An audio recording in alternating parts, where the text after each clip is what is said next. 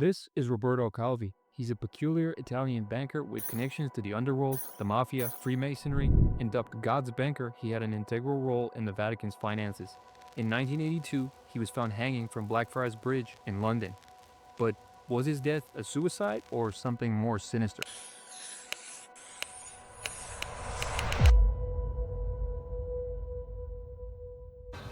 Good evening.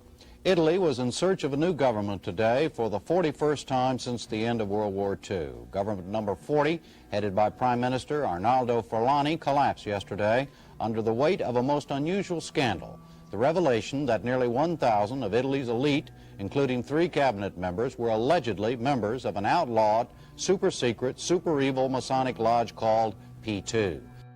On March 17, 1981, the Italian financial police raid a house in the Tuscan countryside. They're doing so off the information of another case they're investigating connected to Michele Sindona, a banker with substantial ties to the Mafia.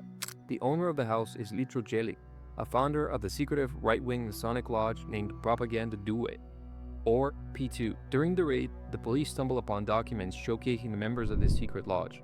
The list features notable names in all avenues of Italian life, from politicians and civic officials to clergy members, lawyers, army members, all branches of law enforcement, journalists, and industrialists. It was frequently called the state within the state. Notable names featured were the then Prime Minister Arnaldo Forlani, the then Justice Minister Adolfo Sarti, and Silvio Berlusconi, who was yet to get into politics at that time, and last but not least, Mr. Roberto Calvi. The aforementioned mafia banker Sindona was actually Calvi's mentor in the 1960s, and they were both part of P2. But wait, let's actually rewind back and go back to Calvi's origin story.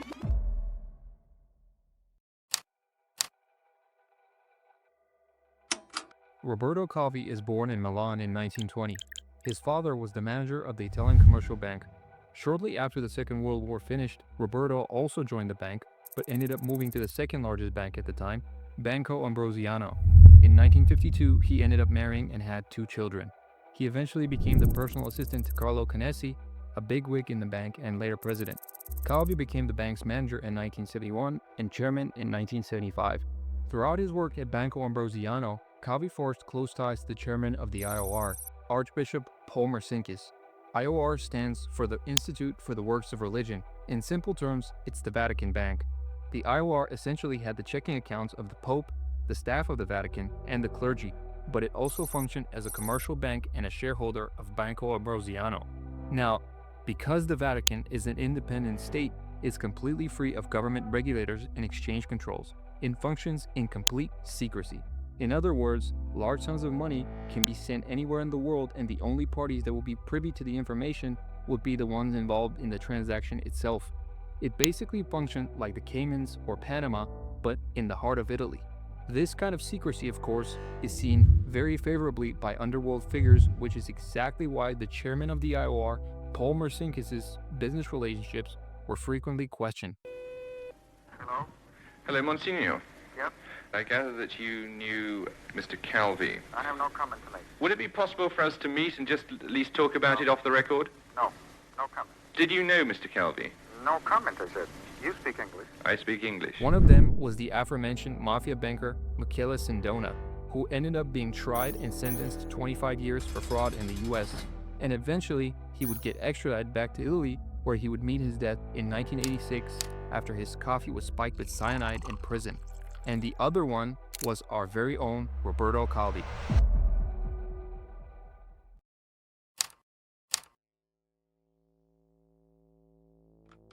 Between the Mafia, the Vatican, and the Masonic P2 Lodge, Calvi had his fair share of issues. After the raid on Tlakaelel's house, police found documents that implicated Calvi in fraudulent practices and illegal offshore operations. He was given a 4-year suspended sentence and fined almost $19 million for violating Italian currency laws. During his short stint in jail, he attempted suicide. His family maintains he's completely innocent and that he was framed. He ended up getting released on bail pending appeal and retained his position at the bank. It's now 1982. Calvi, huffing and puffing, having shaved his iconic mustache with a fake passport under the name Gian Roberto Calvini and a single black leather briefcase full of documents, flees from Rome to Venice, then boards a private plane to London. But why exactly is he running away? After the names of the P2 Lodge members were exposed, Italian authorities started investigating them closely. Calvi's Banco Ambrosiano was now in the crosshairs. They were able to figure out that the bank was in debt to the tune of 1.5 billion. It's widely believed that most of the money was sent abroad via the IOR and made its way to South America, potentially funding anti-communist regimes as directed by the Catholic Church.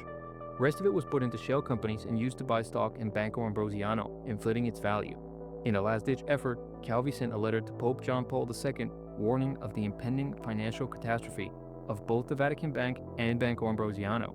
In the letter, he outlined that the Pope was his, quote, last hope, and detailed illegal dealings while also implicating current and former Vatican IOR officials such as Archbishop Marcinkus.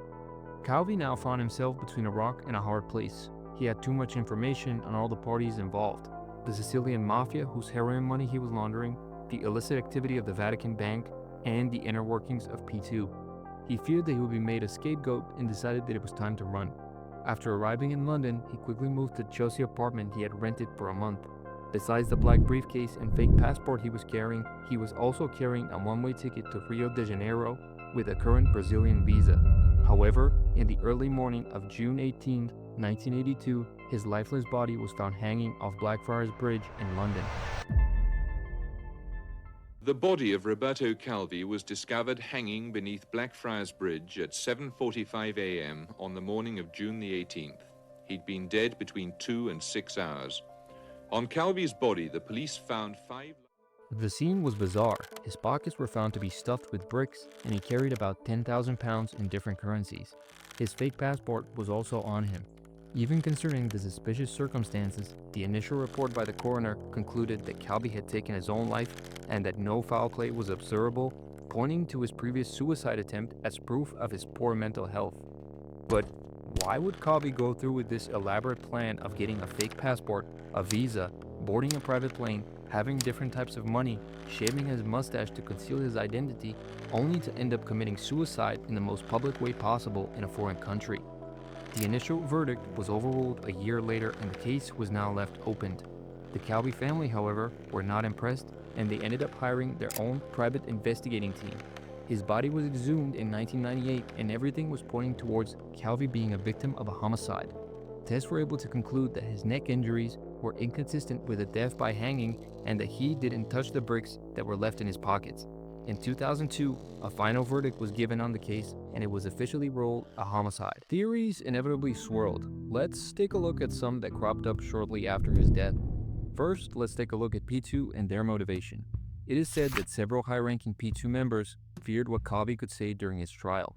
Could he implicate more people? He simply knew too much about too many members. Certain symbolic signs around the murder should also not be ignored.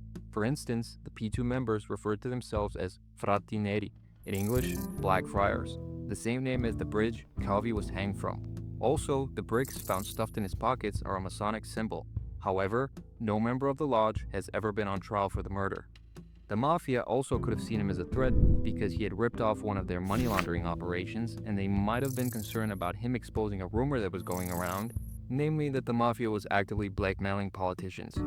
The day finally came and in October of 2005, arrests were finally made. 5 people were made to go to trial for the murder of Roberto Calvi. The motive, the prosecutor said, was stealing from the Mafia and plans of a potential blackmail operations. The 5 people were Flavio Carboni, a Sardinian businessman who admitted to helping Calvi flee and traveling with him to London, Manuela Kleinzing, Carboni's girlfriend, Ernesto Diutalevi, an entrepreneur with links to organized crime, Calvi's former bodyguard, Silvano Vittor, and last but not least, Pippo Callo, a high-ranking Mafia treasurer. According to a Mafia informant, Callo approached a well-known assassin to get the job done, Francesco Di Carlo, also known as Frankie the Strangler. However, after a 20-month trial, all defendants were acquitted due to lack of evidence. Ever since this trial concluded, nobody has ever been prosecuted for the death of Roberto Calvi. Carlo Calvi, Roberto's son, together with his sister, has continued the fight for justice to this day. They had never considered dropping their pursuit of justice and the truth. Carlo is quoted as saying, "It has been long, hard, and costly, but I truly believe the end is in sight."